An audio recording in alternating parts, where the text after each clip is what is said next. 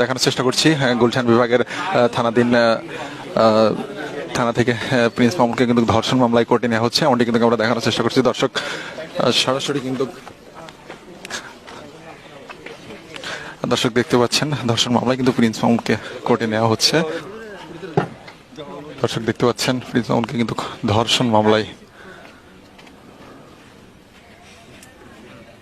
সত্যের জয় হবে ইনশাআল্লাহ। সত্যের জয় হবে, সত্যের জয় হবে। এখানে কথা বলার সুযোগ নেই।